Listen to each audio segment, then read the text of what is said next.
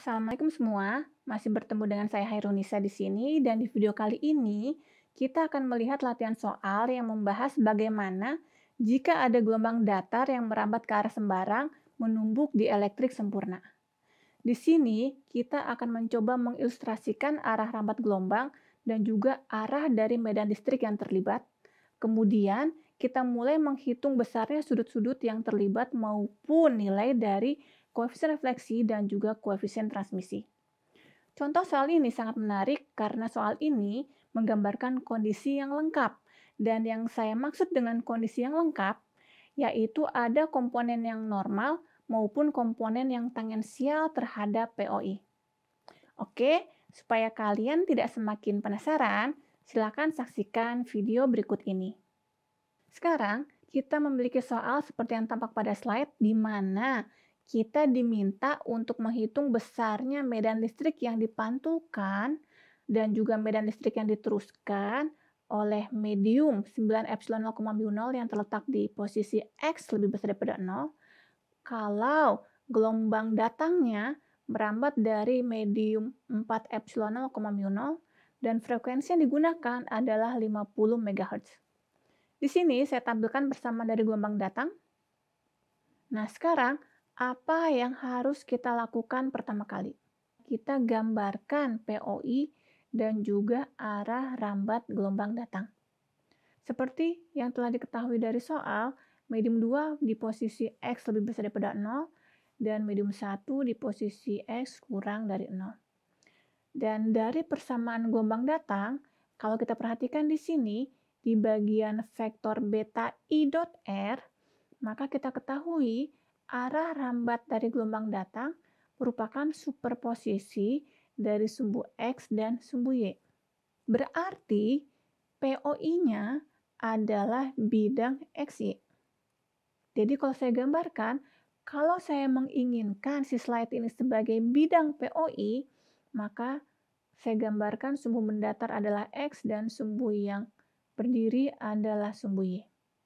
Kemudian dengan menggunakan keterangan dari soal mengenai posisi dari medium 1 dan medium 2, maka akan kita dapatkan bahwa medium 1 adalah di X kurang dari 0 dan medium 2 di posisi X lebih besar daripada 0.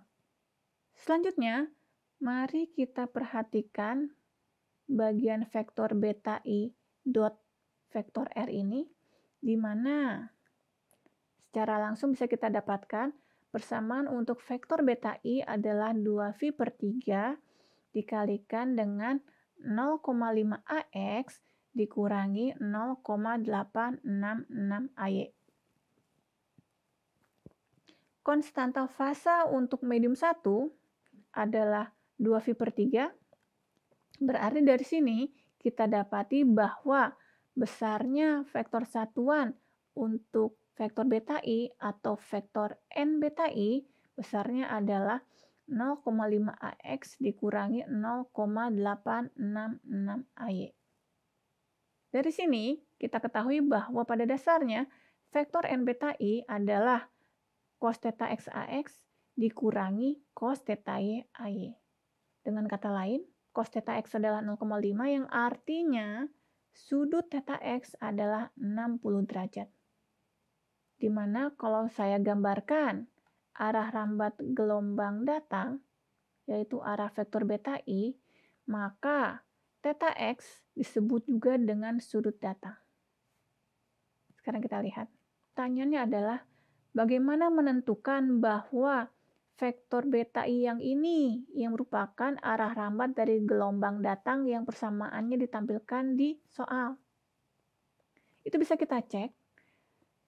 Nah, di sini kita perhatikan bahwa pada dasarnya dari harga vektor N beta I diketahui bahwa arah rambat gelombang merupakan superposisi dari arah sumbu X positif dan arah sumbu Y negatif. Kalau kita lihat di sini, sumbu X positif panahnya adalah seperti yang tampak pada slide, dan sumbu Y negatif panahnya adalah ke bawah. Berarti kalau kita lihat, vektor beta I ini adalah vektor yang sesuai, yang menggambarkan arah rambat gelombang datang. Gelombang ini kemudian dipantulkan, dan sekarang kita ingin melihat bagaimana dengan arah rambat gelombang yang diteruskan. Untuk mengetahui arah rambat gelombang yang diteruskan, kita harus mencari terlebih dahulu besarnya sudut θ t dengan menggunakan persamaan ini. Sinus θ i dibagi sinus θ t adalah beta 2 dibagi beta 1, sehingga di sini didapati bahwa sinus θ t adalah beta 1 dikalikan sinus θ i dibagi beta 2 yang hasilnya adalah sepertiga akar 3. Di mana ini menunjukkan bahwa sudut θ t adalah 35,264 derajat, di mana arah rambat dari vektor beta t tampak seperti pada slide dengan θ t adalah 35,26 derajat.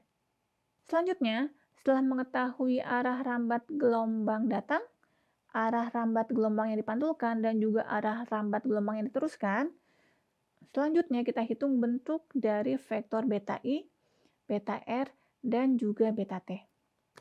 Vektor beta i di soal dinyatakan sebagai 2π/3 dikalikan 0,5 AX dikurangi 0,866 AY. Karena vektor beta r adalah arah rambat di medium 1 sama seperti arah rambat gelombang datang vektor beta i, maka angka-angka yang terlibat di vektor beta r besarnya sama dengan angka-angka yang terlibat di vektor beta i. Bedanya adalah tanda polaritas dari arah X maupun arah Y. Perhatikan di gambar. Arah rambat gelombang pantul pada dasarnya merupakan superposisi dari sumbu X negatif dan sumbu Y negatif. Berarti di depan AX diberi tanda negatif, begitu pula dengan tanda di depan AY. Sekarang kita akan menghitung bentuk dari vektor beta t, di mana vektor beta t adalah beta 2 dikalikan cos θ x AX tambah cos θ y AY tambah cos θ z AZ. Besarnya θ x adalah θ t, besarnya θ y berarti adalah 90 derajat dikurangi θ t, sedangkan besarnya θ z adalah 90 derajat. Sehingga sekarang kita dapatkan bahwa vektor beta t adalah konstanta fasa di medium 2 alias V dikalikan dengan 0,816 AX ditambah 0,577 AY. Nah, sekarang kita lakukan pengecekan. Di sini kalau kita lihat ternyata arah rambat dari vektor beta t merupakan superposisi dari arah X positif dan Y negatif.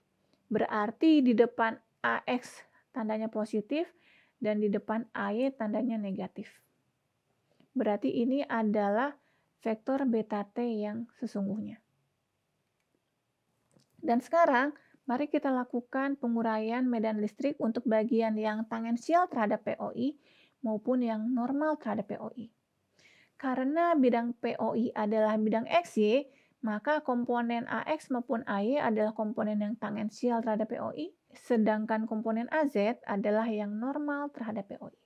Perhitungan yang akan kita lakukan pertama kali adalah perhitungan untuk kasus yang tangensial terhadap POI.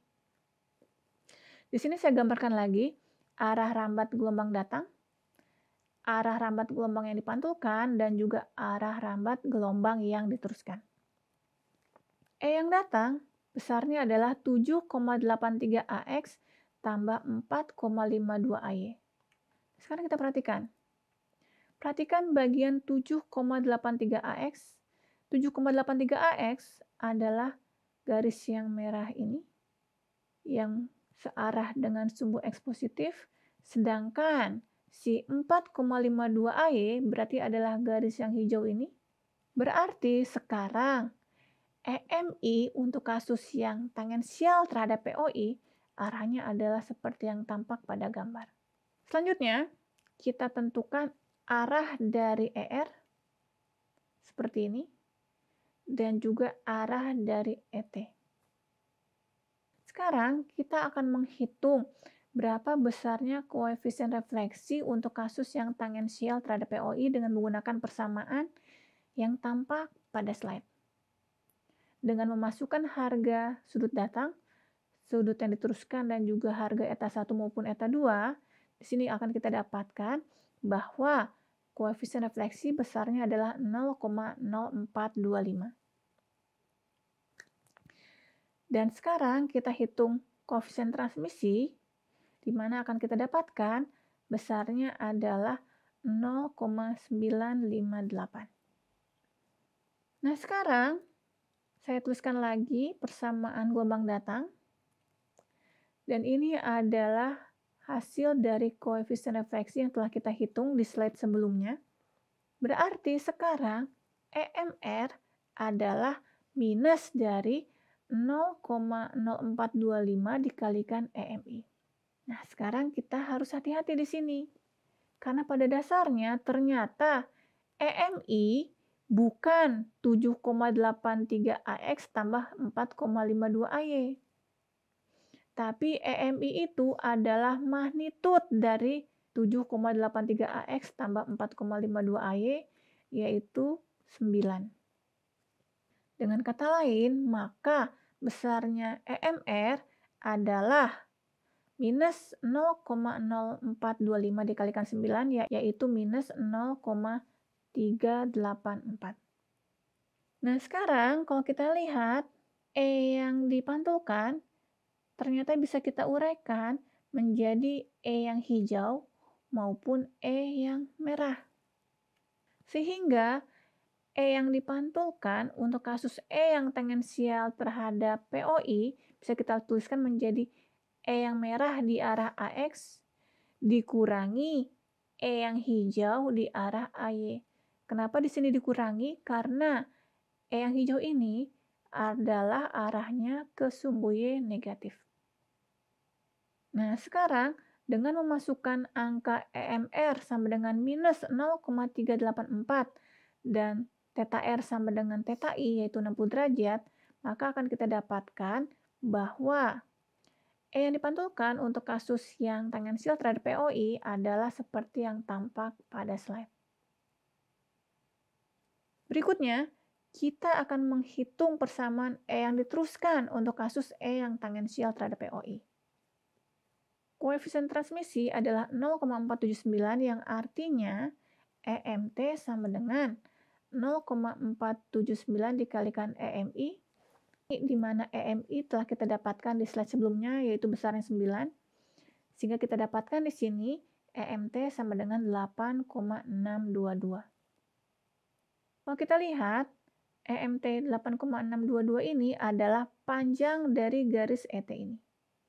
Dan si ET-nya itu sendiri bisa kita uraikan menjadi ET yang merah dan juga ET yang hijau. Sehingga persamaan E yang diteruskan untuk kasus E yang tangensial terhadap POI berarti adalah komponen yang merah di arah AX ditambah komponen yang hijau di arah AY. Dengan memasukkan nilai EMT 8,622 dan sudut theta T 35, sekian yang telah kita dapatkan, maka akan kita dapatkan ET yang tangensial adalah 4,98 AX ditambah 7,04 AY dikalikan E pangkat minus J beta T dot vektor R. Apakah sudah selesai? Belum. Selanjutnya kita gambarkan untuk kasus E yang normal terhadap POI. Persamaan gelombang datang untuk yang normal terhadap POI adalah minus 2,5 AZ dikalikan dengan E pangkat minus J vektor beta I dot R. Minus 2,5 AZ ini berarti kalau kita lihat di gambar, arahnya adalah masuk ke slide. Berarti posisi EI, posisi ER, dan posisi ET, arahnya semuanya masuk ke slide. Nah, sekarang kita hitung besarnya koefisien refleksi untuk kasus yang normal terhadap POI, di mana di sini kita dapatkan hasilnya adalah minus 0,42, berarti EMR jika dibagi dengan EMI sama dengan minus 0,42, yang artinya EMR adalah minus 0,42 dikalikan EMI. Sekarang pertanyaannya adalah berapa nilai EMI? Nilai EMI karena hanya ada satu arah, yaitu di arah AZ saja, maka nilainya adalah minus 2,5. Berarti di sini kita dapati bahwa harga EMR untuk kasus yang normal terhadap POI adalah 1,05. Berarti ER yang normal terhadap POI adalah 1,05 AZ dikalikan dengan E pangkat minus J vektor beta R dot vektor R. Sekarang kita lihat untuk gelombang yang diteruskan untuk kasus E yang normal terhadap POI. Besarnya koefisien transmisi, kalau kita hitung, kita dapatkan adalah 0,58, di mana 0,58 ini adalah EMT dibagi EMI, yang artinya EMT adalah 0,58 dikalikan dengan EMI yang harganya adalah minus 2,5. Jadi di sini kita dapatkan EMT adalah minus 1,45, maka persamaan dalam bentuk fasor untuk ET yang normal terhadap POI adalah minus 1,45 AZ dengan arah E pangkat minus J vektor beta T dot R. Sekarang kita akan menggabungkan hasil yang kita dapat dari kasus perhitungan E yang tangensial terhadap POI maupun E yang normal terhadap POI. Untuk kasus yang tangensial terhadap POI, telah kita dapati E yang dipantulkan maupun E yang diteruskan, persamaannya saya salin lagi di sini. Sedangkan untuk kasus yang normal terhadap POI, kita dapatkan bahwa ER dan ET seperti yang tampak pada slide. Berarti untuk solusi totalnya, maka E yang dipantulkan adalah E yang dipantulkan untuk yang tangensial ditambahkan dengan E yang dipantulkan untuk kasus yang normal terhadap POI yang besarnya seperti yang tampak pada slide. Sedangkan dengan melakukan substitusi nilai vektor beta R dot R, maka persamaan total untuk gelombang yang dipantulkan adalah seperti yang tampak pada slide berikut ini. Sedangkan untuk gelombang yang diteruskan, yaitu merupakan penjumlahan dari gelombang yang diteruskan untuk kasus yang tangensial ditambah gelombang yang diteruskan untuk kasus yang normal terhadap POI, di mana telah kita dapatkan persamaannya sebagai berikut. Dengan melakukan substitusi nilai vektor beta T dot R, maka persamaan untuk gelombang yang diteruskan adalah seperti yang tampak pada slide. Dari video tadi, saya harap pemahaman kalian terhadap gelombang datar yang merambat ke arah sembarang yang menumbuk di elektrik sempurna akan semakin bertambah. Sekarang, kalian bisa berlatih secara mandiri di rumah dengan cara membuat soal perhitungan sendiri dan kalian kerjakan juga sendiri. Saya minta kalian untuk bisa lebih aktif dan terima kasih atas perhatiannya.